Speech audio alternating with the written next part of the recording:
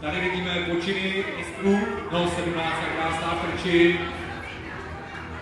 Co tam ještě vidíme? No 17 doma.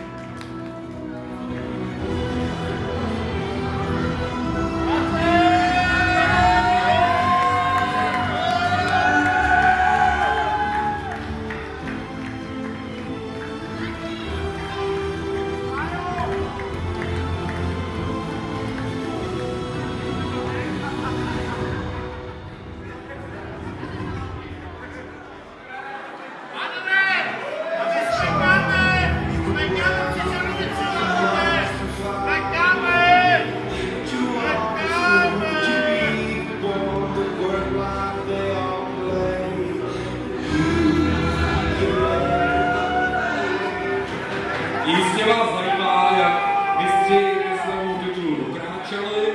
Já teda prozradím, že se dařilo jak ten Českopné, tak i nástřikové. Kromě zmíněných několika zaváhání odcházeli vždy zvedně. A ve finále drama nepřipustil.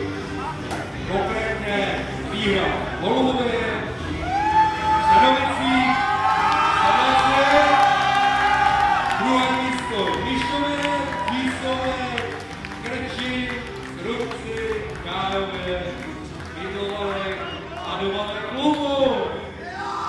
Takže Krčizové stále si správně. Celkový vítězové 17. ročníků je Česká sýská ligy a soborci z klubu Bayer.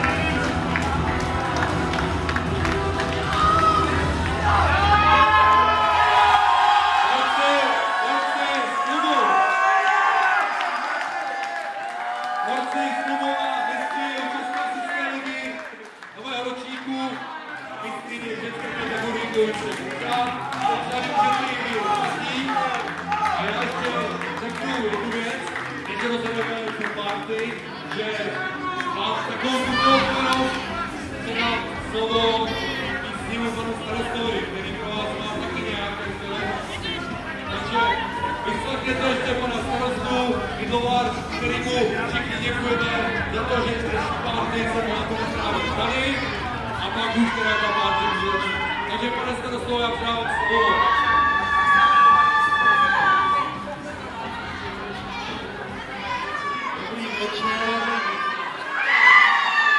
Dobrý večer, přátelé hasiči. Prosím bych o chvilku klidu.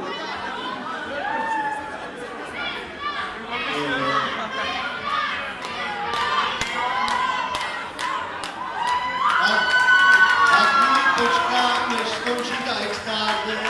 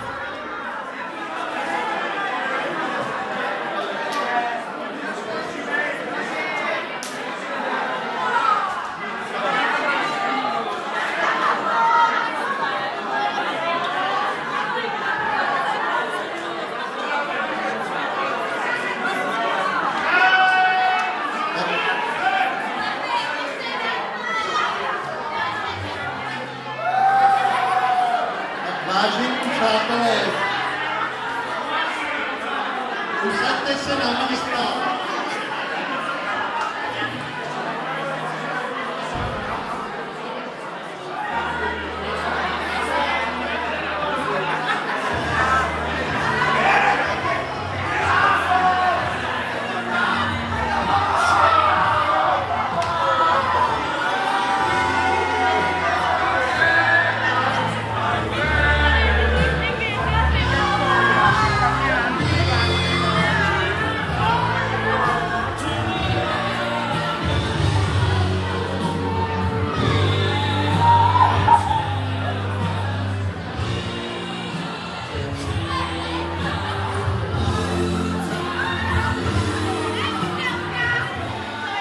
Já nechci kazit vítěznou party samozřejmě, ale jsou tu dvě technické hlášení.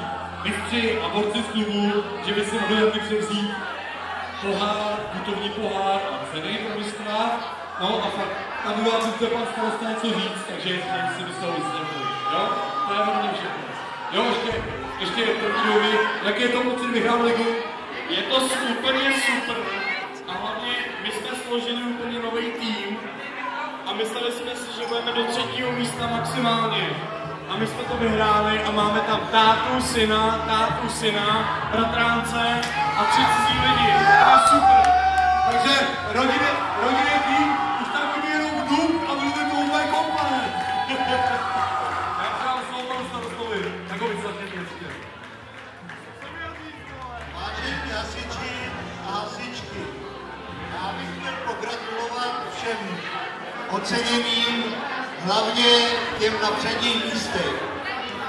Taky bych chtěl poděkovat našim hasičům a hasičkám, že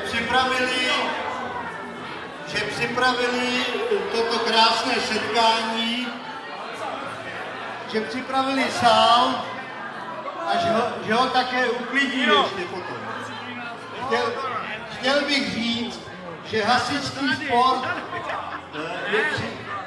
je přirovnáván v poslední době k atletice, ale chtěl bych říct, že je lepší než atletika, je atletika plus. A chtěl bych říct ještě jednu věc. Naši hasiči ročně uspořádají 3 soutěže plus toto vyhodnocení. Na to jim patří dík. Dále bych chtěl konstatovat, že tolik krásných žen už tady tento sál dlouho neviděl. A do dalšího roku bych vám chtěl přát každý týden správný hasičský orgasmus.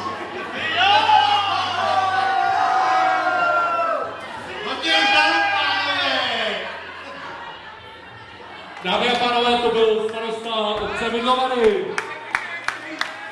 Jo, tak počkej, tak to uděláme interview.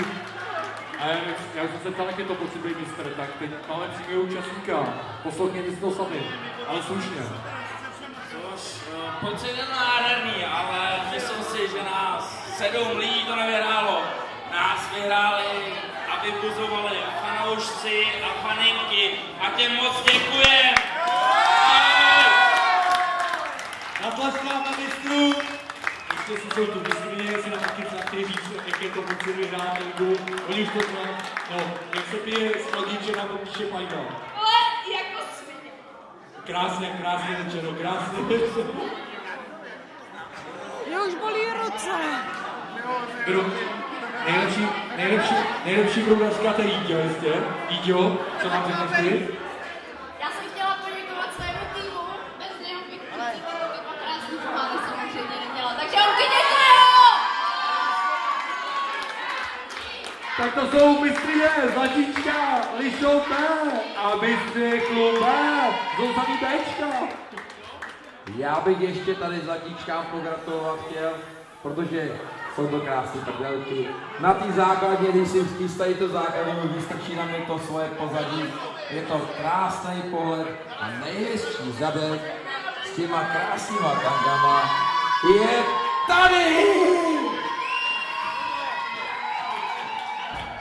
Zároveň bych chtěl děvčata připomenout věc. Nezapomeňte na to, že máte tady svoje učitelky a od těch se máme co učit.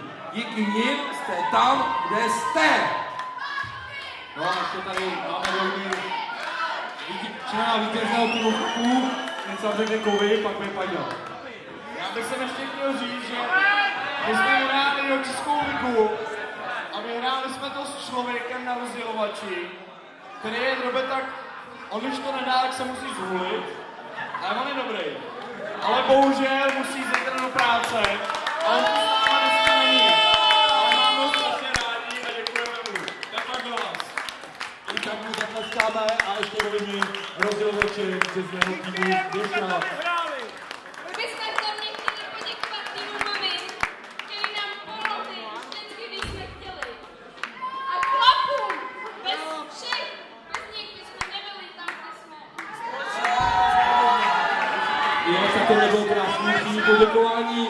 Potles pro Honky z Lišova, Mamky, Zlatíčka. A vlastně potles pro všechny, se kterýma jsme se tu dneska sešli. A teď teda už můžeme odšmutovat tu párty. Ještě ne? No zase ne. No já nevím, tady je to dneska nějaký dým. Tady zbývá Puťák a oni ho snad kluci nechtějí. Jo, tak takhle se prodává Puťák mistrů. Borci z klubu B, přebírají Puťák. Tady zase cíká šampaňský, jak šestují trníky. Milná se byl jasný kompakt, kampaně. Ale takhle chutná pocit vítězství, dámy a pánové. Krásná velká, mistři a mistryně Jihočeské hasičské ligy 2016, SDH klub B a Holky Lišov B Zlatíčka.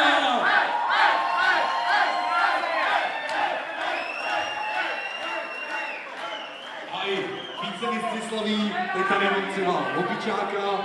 Jaký je to pocit být vícemistr? Zvláštní, nevypadá.